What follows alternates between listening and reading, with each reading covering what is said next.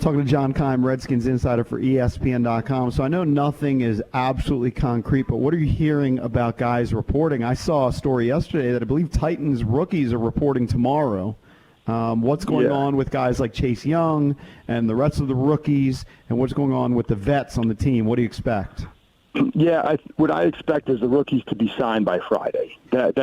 I'm expecting that just because they're going to start trickling in over the next couple of days, get their physicals, get tested, and then after the physicals, get their contracts signed. That's why That's why nobody has signed yet, because they haven't been able to give them any physicals, et cetera. So that's the first step. So, and then the process is you have to wait, because then once, they'll probably end up going home after a couple of days, because until the NFLPA and NFL get in a deal, there's really not much I think they can really do. And so, same with the veterans. The veterans are supposed to report on the 28th, but there's a process they have to go through before they can really get on the field and start having legitimate practices. And it'll be, it's going to be a few days after that before that happens. So even people there really don't know exactly what's going to happen, because there's still so much up in the air, and a lot of it just depends on what the NFLPA and NFL do.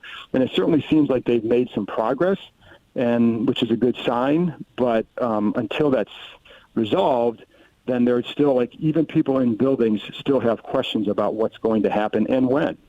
John, we were trying to figure out yesterday whether no preseason would help or hurt the Redskins. And in the category of help, it's if you have a guy like Terry McLaurin last year, who they seemed to hide in the preseason because they knew how good he was, it could be kind of a sneak attack on your opponent for the first game or two. But you have to know if you have that diamond in the rough that's going to star. On the other side is you got a lot of young players that need as many reps as possible. What do you think? I'm on the other side of guys needing as many reps as possible, because the surprise attack doesn't work very long. I mean, it's just, you know what I mean? So, right. And and it's also you have to have what are you going to do? Are you going to use Steven Sims as a wildcat formation? You know what I mean? There are things. I think the interesting thing will be for people who watched this team last year is what they don't know is how much better is Dwayne Haskins, how much better is Steven Sims and McLaurin. So there are some questions there. They are not established, so that means there's still room for growth, and that's the question you don't know. And so that's something that people might see in the preseason, but really to me it's this season will be about playing all these young guys, and that's and getting them the reps, because I think they understand that this team is not set up to win this year in these circumstances. Not to say they don't try to win. It's just that that there's a really big challenge ahead of them to do that. So I think what you really want are guys to get more and more and more reps and put them in situations before you get out there, especially in a new system on both sides of the ball. So I think, I would definitely lean toward that. And whether it was preseason games or joint practices, I'm a big believer in the joint practices because you can control the situation you put them in. So, it certainly doesn't help them.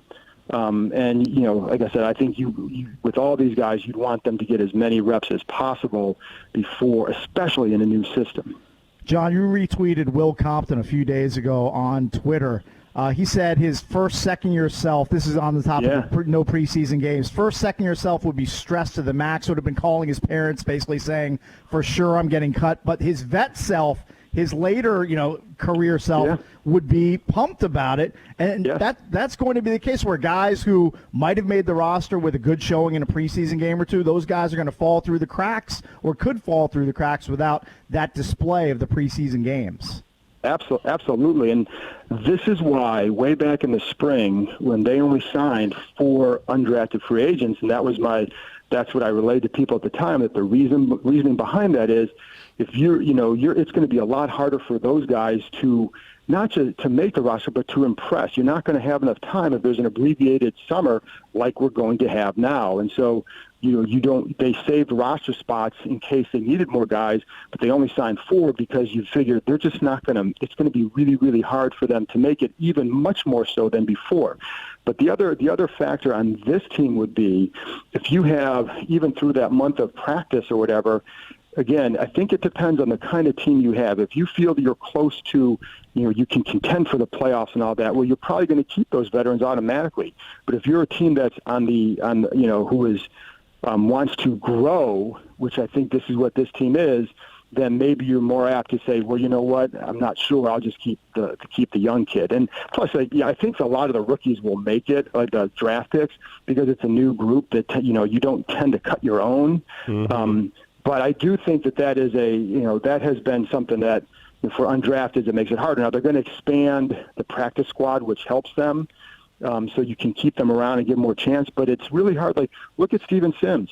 Steven Sims was a bubble guy until that last preseason game, and look at what he did. And he was on the bubble going into that game. He makes a few plays and he reminds you, like, yeah, this is what we've been seeing. So you got to keep him. So you lose possibly some of that, and it's a shame because like the steps for the undrafted guys is like open some eyes in the spring when you're just helmets and shorts. And then get to camp, and does it continue? And then does it continue in games? So there's a multi-layer process. It's not just about going out and practice and making a catch against so-and-so. It's got to be able to show it consistently to earn that spot. To that point, John, we also talked about it this week. Which of the young guys are you most excited to see? I mean, obviously the snap answer is Chase Young, but I assume he's going to be great. But which of the other young guys? For me, it's Antonio Gibson. I really want to see how they incorporate him. You're talking about the rookies? Yeah. Because my answer would be Dwayne Haskins. I really want to see because he's put in the work in the offseason. He's the key, yeah. He's absolutely the key, but I also think he's put in so much work. He's transformed his body. Well, let's see how I really am curious to see now what's the next step for him because of that. And we all know the talent, and if he's putting in that kind of time and has that talent, I think you can see hey, that kid could be pretty good, so we got to see it. But that's what I'm curious to see. But of the young guys, I would probably go to Gibson, just like you, because to me, a guy like that becomes very key. And for this reason, like you look at the receiver situation, they lose Kelvin Harmon, they lose some depth. Obviously, Gibson is a running back, but what he does give you is the versatility. And again, he played receiver in college, but they're going to use him as a running back. They always considered him that when they drafted him. But what you can do is regulate the defense with your base offense. So you may not have to use a bunch of 3 receiver sets because of his versatility. So if he is legit, if you can put him out there like in a 2 running back set with he and Dice or he and J.D. McKissick on a third down, for example, then you can regulate what the defense does and you play off that. But it's because of his versatility. So he's able to make plays.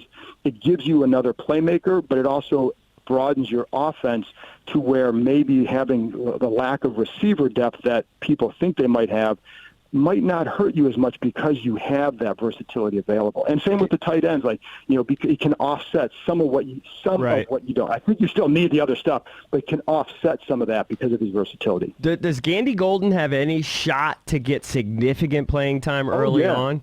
Absolutely. I think especially is he refined enough? We'll find out. I think that's a question. Now, he can make plays. I mean, that's a big thing. And, we've seen, you saw the stuff in college, some of his highlights, and you've seen some of the grabs he makes, the one-handed grabs and all that. Really, it's always going to be about how do you get off the line and can you get open. It's not about the highlight reel catches. It's can you get open. But I know when they drafted him, they did feel he could contend for that spot. And it's certainly, again, without Harmon in there, they absolutely need him to contribute. I think he's a big key. And in some ways, I'm anxious to see Gibson, but in some ways, Gandy Golden might provide a bigger key because he's got to now. There's more pressure on him to go in there. If Gibson doesn't, whatever, they can maybe Geis is healthy and they don't need the guy as much. But with Gandy Golden, he's got to go in there and contribute because they do have a need there. What I love about him, I know we got to go, is we were talking about it. He's an interesting guy. Like, he's a smart kid, obviously. He could solve a Rubik's Cube in a minute. He plays guitar. He's a juggler. Very analytical. Huh? He's very analytical. Very analytical, and I think that helps him because I like it. He's able to dissect off the line. Like, he's almost like playing chess off the line. That helps because, now you can. How do you get open? And he's up for challenges too. So I think there's a lot to be intrigued by. Again, now let's see it. Yep. John, I actually just wanted to ask you, have you gotten used to, when you're writing your columns on ESPN.com, writing NFL's Washington football team? No, I have not gotten used to that. It's very Weird. No, and I knew exactly what the question was. It is. I am not, and it's going to take a while to not say, it's going to slip out. How does it not? I mean, so no. We talked about on ESPN.com, like if you click on John's columns too, we talked about this. Now you guys just have a gray shield as the logo on ESPN.com. Yeah. Bizarre times, man. By the way, John, do you have a favorite? If you were the head of the naming committee, what would you rename the Washington Redskins? Oh. Putting you on the spot here. Yeah, honestly, the name that I know Red Wolves is the favorite name. Yeah. But the name, and maybe it's because Miami of Ohio went from Redskins to Red Hawks. Yeah. I do like the Red Hawks. And I like that too. But I don't know. And I think it's going to come out soon, but I don't know. I wish I knew what it might be, but that's the name that I was like, yeah, I kind of like that one. And I know people are, you feel like you want to have the red in there somewhere to keep and maybe get the script R with it, so that way for fans they can feel like you're still watching, you're still watching the same team. And but I don't know if that will be the case now. But that's the name that I kind of like that one. But I don't know because Miami of Ohio did that. Would they follow the same path? Right. All right, John. Good stuff. Thank you, buddy. Thanks, guys. Thanks, John. It's John Keim, Redskins insider.